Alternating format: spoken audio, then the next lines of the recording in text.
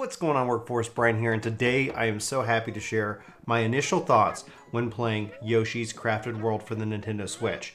I picked up this game, and me and my daughter, who's roughly around 5 years old, have played so much of this game. It is a game that is just beautiful. It sparks joy. The levels and how everything is, stitched together or put together really feels inspired. Just the aesthetics of how everything is quote unquote crafted, how everything feels like it's natural and you would find just laying around your house, and that you could build a level like this if you had an insane amount of time. But regardless, it plays wonderfully. And just speaking as a dad, this is a great game to play together as a family. Now, I would just say, just keep in mind screen time is important, especially for kids. Don't want to necessarily let them have all kinds of hours in front of a TV or a screen, but beyond screen time, this is just a great experience as a parent, as a father, as somebody who loves video games and also loves spending time with his family.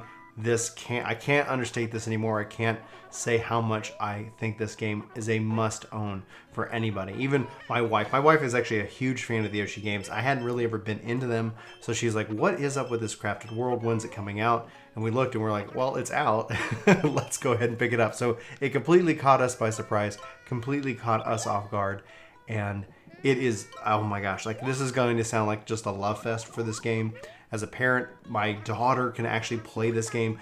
We can have two challenge modes, like mellow mode versus normal.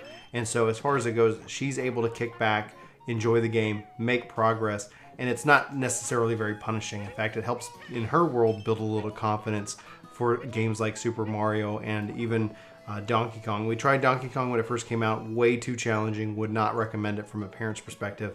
But when it comes down to this game, and even the Mario game, it's definitely more inviting. It's definitely allows for a lot more. Now, with Mario, she still struggles, but with this, I just watched her complete her first level on her own.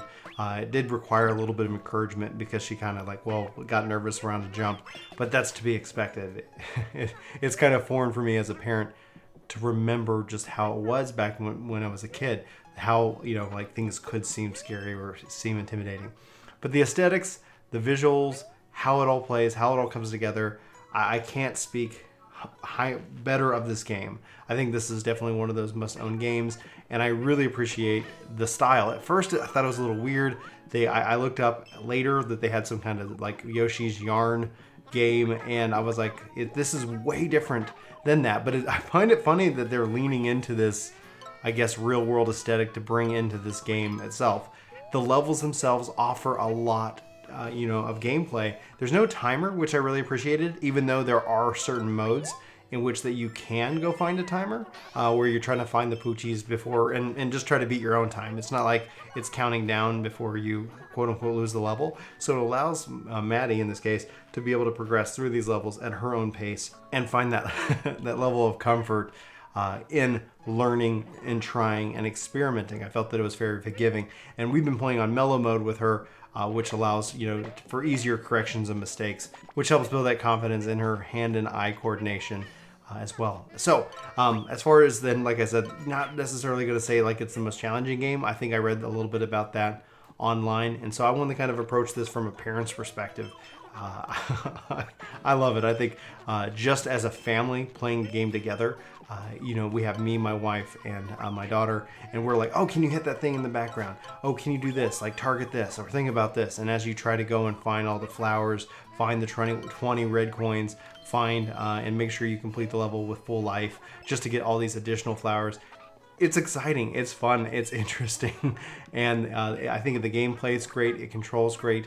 Don't skip on this if you and even if you're not a parent or if you're not playing with these kids, it's still a beautiful game. It's a game that I would say completely sparks joy. So take your time, kick back, relax, and enjoy just everything that this game crafts. I think they stitched together, they crafted a masterclass of a game, and I'm very happy that I get to be playing this with my family. So we're going to keep playing it. Look for a full review sometime later on the channel whenever we kind of wrap up our our gameplay experiences and see everything that this game has to offer. My wife is a completionist, so it's going to take a little time, but I think it'll be time well spent as a family, as a gaming family, And yeah, that's what I have to share about it. Hopefully you find this video interesting, informative, and hopefully you get an opportunity to check this game out for yourself. There is a free demo on the eStore that you can play around with and get a good idea of what is included. So if you're on the fence, go check out the free demo and give it a shot and go and have a good time. So anyway, for Work to Game, my name's Bryan. Thank you so much for watching this video. I hope you have a fantastic day, and I'll talk to you later. Take care. Hey, it's me. It's been a while since I talked to you guys directly this way, but don't tell anybody. We've got even more epic content planned for this channel. The response has been incredible. We hope to see you. If you're new, hit subscribe, leave us a comment.